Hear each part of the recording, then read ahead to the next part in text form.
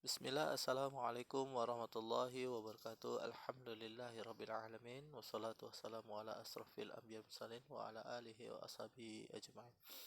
Allahumma salli ala Muhammad wa ala ali Muhammad. Baik anak-anak ustaz sekalian, Ustaz akan menyampaikan sambungan materi pada kacang-kacangan, dimulai dengan kacang kedelai. Kacang kedelai atau kacang adalah salah satu tanaman polong-polongan. Kedelai menjadi bahan dasar banyak makanan dari Asia Timur seperti kecap, tahu, dan tempe. Kedelai merupakan sumber utama protein nabati dan minyak nabati di dunia. Di Indonesia, kedelai menjadi sumber gizi protein nabati utama. Meskipun Indonesia harus mengimpor sebagian besar kebutuhan kedelai. Pemanfaatan utama kedelai adalah dari biji. Biji kedelai kaya protein dan lemak serta beberapa bahan gizi penting lainnya, misalnya vitamin seperti asam fitat dan lecitin. Biji kedelai berkeping dua, terbungkus kulit biji dan tidak mengandung jaringan endosperma. Embrio terletak di antara keping biji.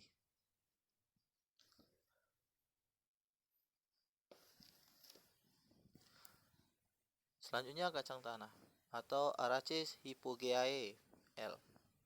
Kacang tanah merupakan tanaman polong-polongan atau legum dari famili Fabaceae. Kacang ini banyak dibudidayakan di Indonesia. Kacang tanah merupakan kacang terpenting kedua setelah kacang kedelai. Di beberapa daerah di Indonesia, kacang tanah memiliki beberapa sebutan, di antara kacang una, kacang jebrol, kacang Bandung, kacang tuban, dan kacang kole. Kacang ini memiliki ciri fisik tanaman berupa tanaman perdu setinggi 30 hingga 50 cm dan berdaun kecil. Kacang tanah kaya dengan lemak dan mengandung protein yang tinggi, zat besi, vitamin E dan kalsium, vitamin B kompleks dan fosforus, vitamin A dan K, lecitin, kolin, dan kalsium. Selanjutnya kacang hijau atau Vigna radiata. Kacang hijau adalah sejenis palawija yang dikenal luas di daerah tropika. Tumbuhan yang termasuk suku polong-polongan ini memiliki banyak manfaat dalam kehidupan sehari-hari sebagai sumber bahan pangan berprotein nabati tinggi. Kacang hijau di Indonesia menempati urutan ketiga terpenting sebagai tanaman pangan legum setelah kedelai dan kacang tanah. Bagian paling bernilai ekonomi adalah bijinya. Biji kacang hijau direbus hingga lunak dan dimakan sebagai bubur atau dimakan langsung. Biji matang yang digerus dan dijadikan sebagai isi onde-onde, bakpao, atau gandis turi. Kecambah kacang hijau menjadi sayuran yang umum dimakan di kawasan Asia Timur dan Asia Tenggara dan dikenal sebagai toge. Selanjutnya, koro pedang atau Canavallia acidiformis. Koro pedang merupakan salah satu jenis koro yang dapat ditemukan dengan mudah di Indonesia. Koro pedang berasal dari Asia atau Afrika dan kini telah tersebar di seluruh daerah tropis dan telah ternaturalisasi di beberapa daerah termasuk juga di Indonesia. Koro pedang digunakan sebagai sayuran, makanan hewan, dan pupuk hijau. Polong muda yang masih hijau digunakan sebagai bahan makanan di Asia tropis sebagai sayuran hijau yang direbus mirip dengan buncis. Bijinya yang sudah tua dan kering dijadikan makanan kecil yang cukup digemari. Selanjutnya, kacang tunggak atau Vigna unguliciculata. Kacang tunggak atau yang dikenal dengan kacang loto merupakan kerabat dari kacang panjang. Bentuknya khas, berwarna kekuningan, dan di tengahnya berwarna hitam. Kacang ini biasa dinikmati dengan cara dibuat sayur atau bahan tambahan rempeyek. Kacang tunggak mengandung serat yang tinggi. Setengah cangkir kacang tunggak mengandung 5,6 gram serat. Serat merupakan nutrisi yang membantu mengatur sistem pencernaan dan membantu meringankan sembelit dan gejala sindrom iritasi usus besar. Serat juga mengandung menjaga kadar kolesterol sehat dengan menambah kolesterol menyerap ke dalam aliran darah dan mengurangi risiko terkena penyakit jantung. Selanjutnya kacang walnut. Ada beberapa jenis kacang walnut, yang paling populer adalah Persian walnut. Ada lagi black walnut yang warnanya lebih gelap. Walnut jenis lain adalah butternut yang sering dikenal sebagai white walnut. Butternut lebih berminyak dan rasanya lebih manis daripada jenis yang lain. Walnut mengandung 60% lemak dan 20% protein. Sebagian besar kandungan lemaknya adalah lemak sehat linolenat atau omega 3. Selanjutnya kacang pistachio. Kacang pistasio banyak tumbuh di Timur Tengah dan Asia Barat. Kata pistasio berasal dari bahasa Persia pisteh yang berarti makanan terpandang. Pada zaman Romawi kuno, pistasio merupakan santapan kebanggaan para aristokrat. Pistasio panggang biasanya dijual dalam kemasan plastik di pasar swalayan berada satu rak dengan kuaci. Pistasio merupakan kudapan sehat yang lezat. Selain enak dinikmati kering sebagai pistasio panggang, pistasio juga sering dimanfaatkan sebagai campuran masakan daging dan hidangan pie. Pistasio kaya akan zat besi, folat, kalium, asam pantotenat, niacin, riboflavin, fitosterol, dan seng yang sangat berguna bagi kesehatan. Selanjutnya kacang pinus. Pine nut adalah biji-biji dari pohon pinus. Selain pine nut, ada juga biji-biji dari berbagai jenis tanaman pinus yang banyak tumbuh di berbagai bagian dunia. Pignoli, piñon nut, Indian nut, biji-biji pinus ini terdapat dalam buah pinus yang berbentuk kerucut. Untuk memanen bijinya, kerucut buah pinus dijemur. Setelah kering, biji-bijinya akan lepas bertebaran. Kacang pinus mengandung 14% protein.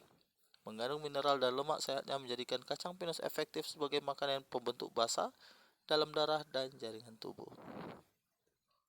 Selanjutnya kacang Brazil. Kacang Brazil adalah biji besar yang tumbuh di hutan hujan tropis negara-negara Amerika Selatan seperti Bolivia, Brazil, Kolombia, Peru, Venezuela, dan Guainas. Meskipun disebut kacang Brazil, produsen dan eksportir terbesar adalah Bolivia, bukan Brazil. Kacang Brazil dikatakan mirip dengan kacang macadamia. Kacang ini tumbuh di pohon disebut Bertholletia excella. Kacang ini juga terdapat digunakan sebagai pengganti kacang macadamia dalam memasak karena kesamaan keduanya. Ada banyak manfaat kesehatan dari buah-buahan kering seperti kenari, almond, kismis, dan kacang mete. Selanjutnya kacang almond. Kacang asing yang satu ini cukup populer. Kita sering menemukannya dalam bulatan permen coklat. Almond ada dua jenis, yaitu almond manis dan almond pahit.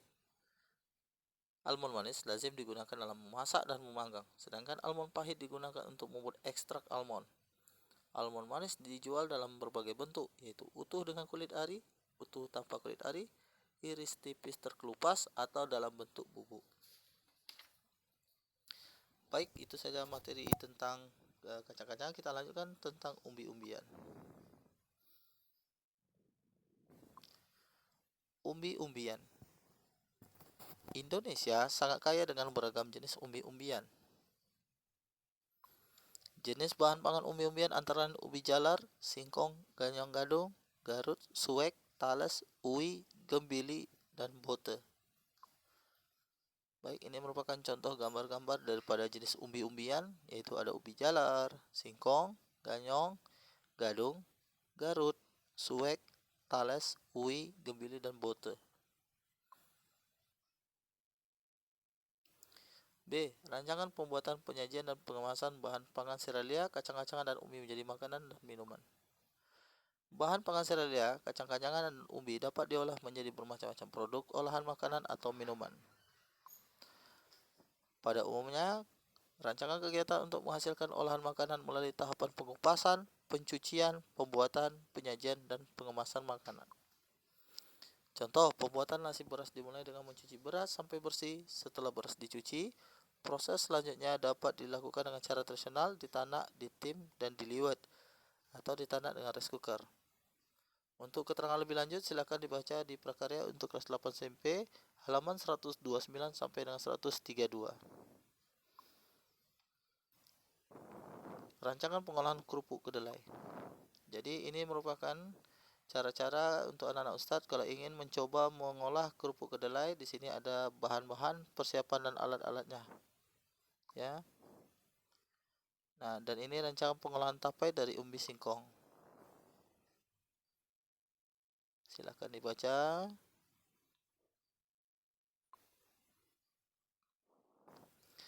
Yang C, mengolah bahan pangan serealia, kacang-kacangan, dan umbi menjadi makanan dan minuman.